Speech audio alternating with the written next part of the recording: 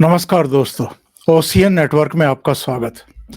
ऐसा लगता है कि मोदी सरकार ने ये संकल्प ले लिया है, ये फैसला ले लिया है कि ये जो सुप्रीम कोर्ट की मनमानी चली आ रही है, ये जो कॉलेजियम की मनमानी चली आ रही है, इसको अब वो समाप्त करेगी।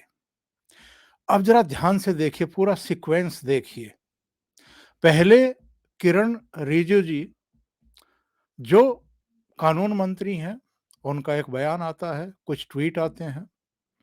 उसके बाद उपराष्ट्रपति और राज्यसभा के सभापति जगदीप धनखड़ एक ऐसे कार्यक्रम में जिसमें चीफ जस्टिस भी उपस्थित थे, वहां कॉलेजियम सिस्टम पर नियुक्तियों को लेकर के, पेंडिंग केसों को लेकर के और जो एनजेएसी खारिज किया गया था सुप्रीम कोर्ट की एक संविधान पीठ के द्वारा, उस पर खुल कर के नाराजगी जाहिर करते हैं। और उसके बाद जगदीप धनखड़ राज्यसभा में बतौर सभापति पहले ही भाषण में उसे ऑन रिकॉर्ड लेकर के आते हैं और ये कहते हैं कि जो जनता के द्वारा चुनी गई सरकार, जो जनता का प्रतिनिधित्व करने वाले लोकसभा और राज्यसभा के द्वारा पारित किए गए कानून और राष्ट्रपति के द्वारा लगाई गई मोहर वाले कानून को रद्द किया गया, वो न केवल लोकतंत्र के खिलाफ है, बल्कि उसकी जो भावना है, उसकी जो शक्ति निहित है, उसका भी अनादर है। और ये लोकतंत्र पर एक बड़ा आघात किया गया था सुप्रीम कोर्ट के द्वारा। और बृहस्पतिवार को प्रश्नकाल में जो कुछ हुआ और कानून मंत्री किरण रिजिजू ने जो जवाब दिए राजीव शुक्ला और कुछ दूसरे सदस्यों के सवाल पर, उनसे एक बार फिर इस बात की पुष्टि हो गई है कि मोदी सरकार सुप्रीम कोर्ट और कॉलेजियम की मनमानी को लेकर के नाराज है, बल्कि सख्त नाराज है। किरण रिजिजू ने जो कुछ कहा है उसका मतलब यही निकलता है और उन्होंने साफ-साफ संकेत दे दिए हैं।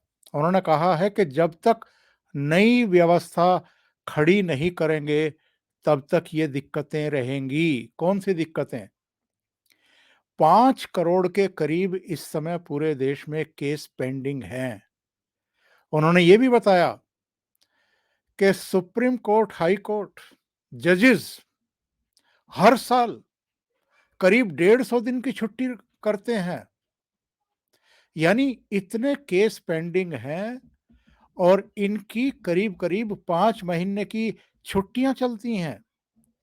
नियुक्तियों का मामला भी सदन में उठा, तो कानून मंत्री ने बताया कि इतने पद खाली हैं, उन पदों को भरने के लिए हम सुप्रीम कोर्ट के चीफ जस्टिस को भी, हाई कोर्ट्स के जो चीफ जस्टिस हैं, उनको भी समय-समय पर चिट्ठियां लिखते रहे हैं, कहते भी रहे हैं मौखिक तौर पर कि इन पदों को भरिए। इसके अलावा केंद्र सरकार ने ये भी कहा है कि सभी धर्म और सभी जातियों को प्रतिनिधित्व देते हुए नामों की अनुशंसा भेजिए। यानी चाहे एससी एसटी है, चाहे ओबीसी हैं, चाहे महिलाएं हैं या दूसरे धर्म के से संबंध रखने वाले जज हैं, ऐसे नाम भेजिए। लेकिन उन्होंने कहा कि ऐसा नहीं हो रहा है। जो सदन की भावना है उसके अनुरूप आचरण नहीं किया जा रहा है। उन्होंने जो रिटायर्ड और जो सिटिंग जज हैं, उनका भी हवाला दिया और उन्होंने कहा कि 2015 में मोदी सरकार ने, यानी दोनों सदनों ने जो एनजेएसी कानून पास किया था, उसको जिस तरीके से सुप्रीम कोर्ट ने रद्द किया, उसको लेकर के सिटिंग जज भी, रिटायर्ड जज भी और जो कानून के जानकार हैं वो भी अपनी राय व्यक्त कर चुके हैं कि ये गलत हुआ था। उन्होंने ये भी कहा कि देश की भावना क्या है, ये अभी हाल में पता चल गया है। जिस तरीके से रिएक्शंस देश भर से आए हैं इसको लेकर के, और उनका ये भी कहना था कि ये बात ठीक है कि सुप्रीम कोर्ट में या हाई कोर्ट्स में या कोर्ट्स में रिजर्वेशन की व्यवस्था लागू नहीं है, पर रिजर्वेशन की व्यवस्था तो कैबिनेट के गठन और विस्तार में भी लागू नहीं होती है।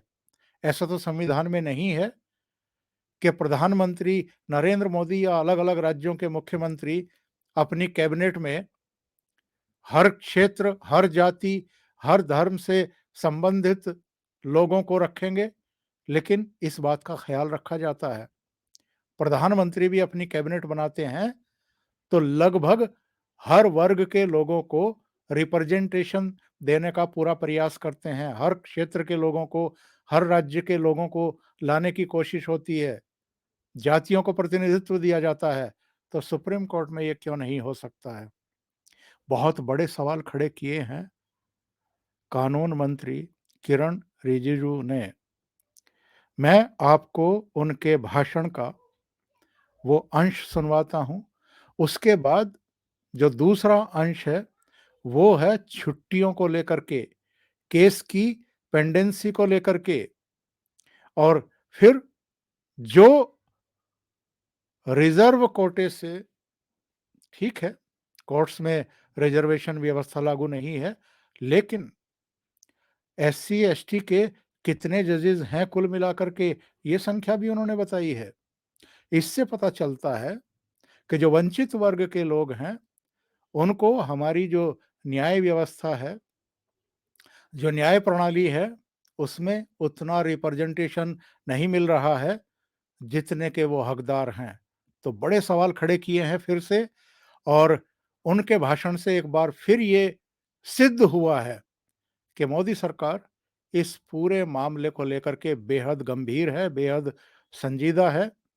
और ये जो कॉलेजियम व्यवस्था है, जो मनमानी चल रही है 1993 से, कि जज खुद अपने आप को नियुक्त कर लेते हैं, यानी जज ही जजों को नियुक्त कर रहे हैं, जबकि दुनिया के और किसी देश में ये मनमानी नहीं चल रही है, ये तानाशाही नहीं चल रही है।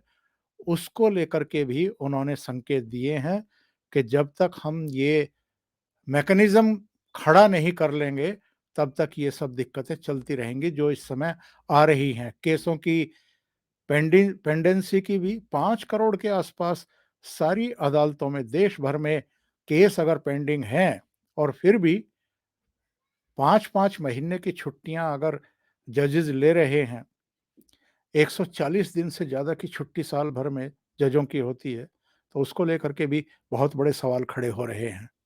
आइए सुनते हैं राजीव शुक्ला ने क्या पूछा और मंत्री ने उसका जवाब क्या दिया। अभी के लिए इतना ही। बहुत-बहुत धन्यवाद। अगर आपको ये चैनल और इसके कंटेंट पसंद आ रहे हैं तो लाइक करें, कमेंट करें, वीडियो को शेयर भी करें। अभी तक अगर आपने ये चैनल सब्सक्राइब नहीं किया है या जॉइन नहीं किया है, तो आप सब्सक्राइब कर सकते हैं, जॉइन भी कर सकते हैं। साथ में लगे बेल आइकॉन को दबाना ना भूलें, ताकि आगे आने वाले वीडियो और उनके नोटिफिकेशन आप तक पहुंचते रहें। बहुत-बहुत धन्यवाद। नमस्कार।